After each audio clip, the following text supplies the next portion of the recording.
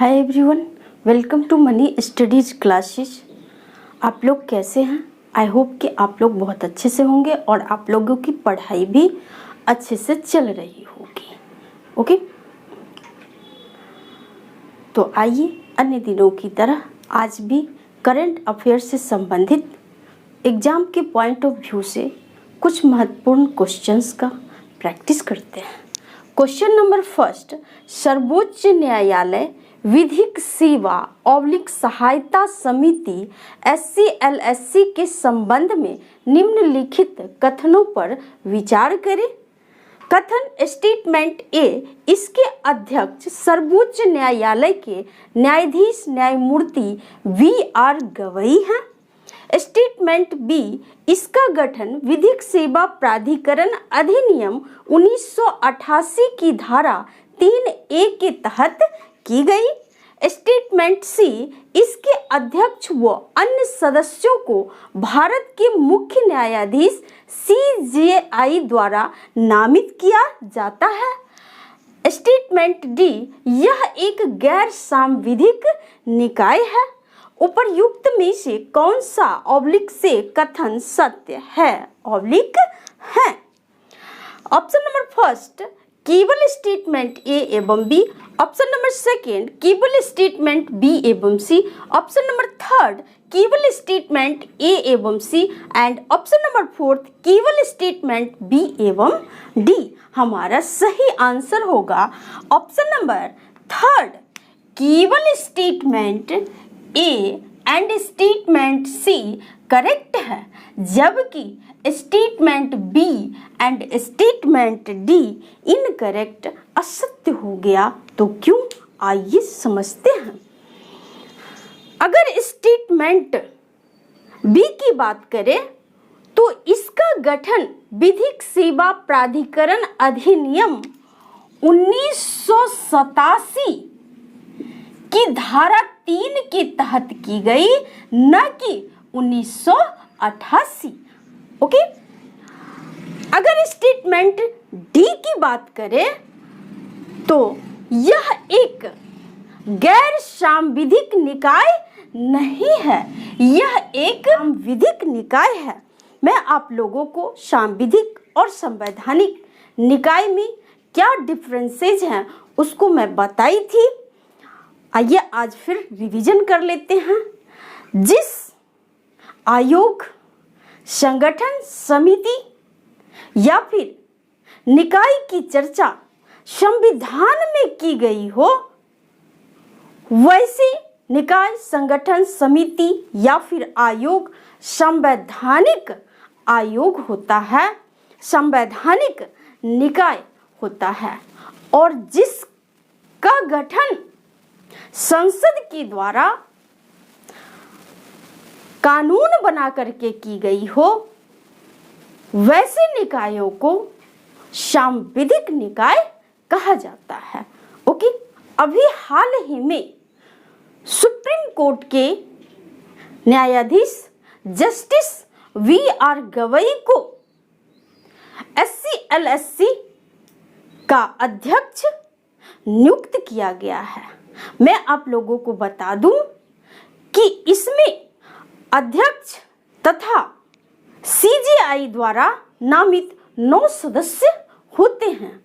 हालांकि यह समिति CJI chief justice of India के परामर्श से भारत सरकार के द्वारा निर्धारित अन्य अधिकारियों तथा कर्मचारियों की नियुक्ति कर सकती है।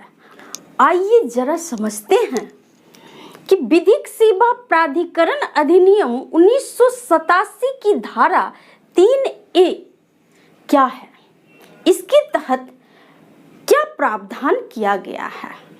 तो विधिक सेवा प्राधिकरण अधिनियम 1987 की धारा 3A के तहत यह कहा गया है कि राष्ट्रीय विधिक सेवा प्राधिकरण नालसा, जिसका कि नाम आप लोग सभी सुने होंगे, NALSA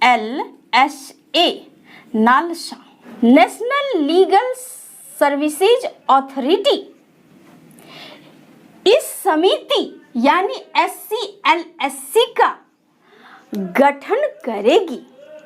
आपसे इस तरह के क्वेश्चंस भी पूछा जा सकता है कि SCLSC supreme court legal services committee का गठन किसके द्वारा किया जाता है, तो आप लोगों को ध्यान में रखना है इसका गठन विधिक सेवा प्राधिकरण अधिनियम 1987 की धारा 3A के तहत राष्ट्रीय विधिक सेवा प्राधिकरण नालसा के द्वारा किया जाता है। आप लोगों को अच्छे से समझ में आ गया होगा। इससे संबंधित क्वेश्चंस को विगत वर्षों में IAS एवं स्टेट PCS में पूछा गया है, इसलिए आप लोगों को इसे ध्यान में रखना है। क्वेश्चन नंबर 2, राष्ट्रीय विधिक सेवा प्राधिकरण नालसा के संबंध में निम्नलिखित कथनों पर विचार कीजिए।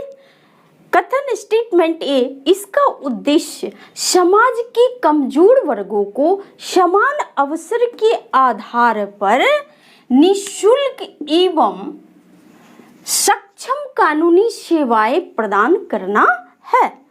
स्टेटमेंट B, यह पूरे देश में कानूनी कार्यक्रमों और योजनाओं को लागू करने हेतु राज्य कानूनी सेवा प्राधिकरणों हेतु दिशा निर्देश जारी करता है।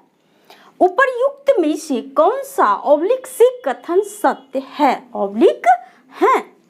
ऑप्शन नंबर 1 केवल स्टेटमेंट A, ऑप्शन नंबर 2 केवल statement B, option number 3 statement A और B दोनों, ऑप्शन नंबर 4 न तो स्टेटमेंट A और न ही स्टेटमेंट B। हमारा सही आंसर होगा option number 3 statement A and statement B दोनों के दोनों करेक्ट हैं। मैं अभी पिछले क्वेश्चन में नालसा के बारे में बताई थी। नेशनल लीगल सर्विसेज अथॉरिटी राष्ट्रीय विधिक सेवा या फिर सहायता प्राधिकरण। नालसा का गठन राष्ट्रीय विधिक सेवा प्राधिकरण अधिनियम 1987 के तहत 1995 में की गई और नालसा का मुख्य उद्देश्य समाज के कमजोर वर्गों यथा गरीबों, असहायों, स्लमों यानी झुग्गियों में रहने वाले गरीब लोगों, जेल में बंद कैदियों, दिव्यांगों, महिलाओं आदि को कानून के समक्ष समता प्रदान करने हेतु उन्हें समान अवसर के साथ कानूनी सहायता मुहैया कराना। यह न सिर्फ पूरे देश में कानूनी कार्यक्रमों और योजनाओं को लागू करने हेतु राज्य कानूनी सेवा प्राधिकरणों को दिशा निर्देश जारी करता है, बल्कि राज्य कानूनी सेवा प्राधिकरणों और अन्य गैर लाभकारी संगठनों को जो कि कानूनी सहायता से संबंधित कल्याणकारी योजनाओं को, कार्यक्रमों को चला रहे हैं, उसमें सहयोग देने हेतु धन एवं अन्य अनुदान सहायता भी मुहैया करवाता है। ओके, क्वेश्चन नंबर 3, निम्नलिखित विभूतियों में से किसे वर्ष 2024 में भारत रत्न से सम्मानित करने की घोषणा की गई है? Option number A MS Swaminathan, B Lal Krishna Advani, C Chaudhary Charan Singh, D Jannayak Karpoori Thakur, E PV Narasimha Rao. Option number 1 A एवं D, ऑप्शन नंबर 2 B एवं D, ऑप्शन नंबर 3 B एवं E एंड ऑप्शन नंबर 4 उपर्युक्त सभी। हमारा सही आंसर होगा ऑप्शन नंबर 4, उपर्युक्त सभी। इन पांचों विभूतियों को वर्ष 2024 में देश का सर्वोच्च नागरिक सम्मान भारत रत्न से सम्मानित किए जाने की घोषणा की गई है। आप लोग इसका स्क्रीनशॉट ले सकते हैं ताकि आपको इसे रिवीजन करने में आसानी हो। मैं पिछली क्लास में भारत रत्न से संबंधित कुछ मुख्य पॉइंट्स को आप लोगों के समक्ष रखी थी। आप लोग मेरे पिछली क्लास में उसे देख सकते हैं। ओके, नेक्स्ट क्वेश्चन नंबर 4, स्वतंत्रता के बाद समान नागरिक संहिता अपनाने वाला देश का प्रथम राज्य कौन है? Option number A Uttar Pradesh, B Uttarakhand, C Kerala and D इनमें से कोई नहीं। हमारा सही आंसर होगा ऑप्शन नंबर बी उत्तराखंड। स्वतंत्रता के बाद समान नागरिक संहिता यूनिफॉर्म सिविल कोड को अपनाने वाला देश का प्रथम राज्य बन गया। ओके, आइए जरा बात करते हैं समान नागरिक संहिता यूनिफॉर्म सिविल कोड क्या होता है। यूनिफॉर्म सिविल कोड की मांग वर्षों से चली आ रही है। आप लोग जानते हैं कि हमारे देश में विविधता में एकता है और इस विविध संस्कृति वाले देश में विभिन्न धर्म में विवाह विच्छेद रीति रिवाज में यहाँ अंतर पाया जाता है। हिंदू विवाह और विच्छेद का नियम अलग है तो मुस्लिमों की विवाह और विच्छेद से संबंधित नियम अलग हैं। इन्हीं सारे कानूनी विविधताओं को एक सूत्र में पिरोने हेतु यूनिफॉर्म सिविल कोड की बात वर्षों से की जा रही है और अभी हाल ही में उत्तराखंड विधानसभा के द्वारा यूनिफॉर्म सिविल कोड को पारित कर दिया गया और उत्तराखंड ऐसा करने वाला देश का पहला राज्य हो गया। Okay, next question number 5, Vyas ji का तहखाना कहाँ स्थित है? Option number A Varanasi, B Ayodhya, C Vrindavan, D इनमें से कोई नहीं। हमारा सही आंसर होगा option number A Varanasi. Question number 6, भ्रष्टाचार बोध सूचकांक 2023 में भारत का स्थान है? ऑप्शन नंबर ए 94वां, बी 93वां, सी 101वां एवं डी इनमें से कोई नहीं। हमारा सही आंसर होगा ऑप्शन नंबर बी भ्रष्टाचार बोध सूचकांक 2023 में भारत का 93वां स्थान है। मैं आप लोगों को बता दूं कि भ्रष्टाचार बोध सूचकांक ट्रांसपेरेंसी इंटरनेशनल के द्वारा जारी किया जाता है। इस तरह के भी क्वेश्चंस पूछे जाते हैं कि भ्रष्टाचार बोध सूचकांक किसके द्वारा जारी किया जाता है, तो आपको ध्यान में रखना है ट्रांसपेरेंसी इंटरनेशनल के द्वारा। ओके, क्वेश्चन नंबर 7, निम्नलिखित में से कौन सा राज्य समूह पार्वती काली सिंध चंबल ERCP लिंक परियोजना का हिस्सा है? Option number A Uttar Pradesh Rajasthan, B Madhya Pradesh Rajasthan Uttar Pradesh, C Madhya Pradesh Rajasthan and D इनमें से कोई नहीं। हमारा सही आंसर होगा ऑप्शन नंबर सी मध्य प्रदेश और राजस्थान पार्वती काली सिंध चंबल ERCP लिंक परियोजना का हिस्सा है। क्वेश्चन नंबर 8, निम्नलिखित में से किस भारतीयों को ग्रैमी अवार्ड्स 2024 से सम्मानित किया गया? Option number A Ganesh Rajagopalan, B Rakesh Chaurasia, C Ustad Zakir Hussain and D उपर्युक्त सभी। हमारा सही आंसर होगा ऑप्शन नंबर डी उपर्युक्त सभी भारतीयों को ग्रैमी अवार्ड 2024 से सम्मानित किया गया, जिसमें तबला वादक उस्ताद जाकिर हुसैन को 3 ग्रैमी अवार्ड और बांसुरी वादक राकेश चौरसिया को 2 ग्रैमी अवार्ड्स तथा गणेश राजगोपालन को 1 ग्रैमी अवार्ड से सम्मानित किया गया। आपको ध्यान में रखना है।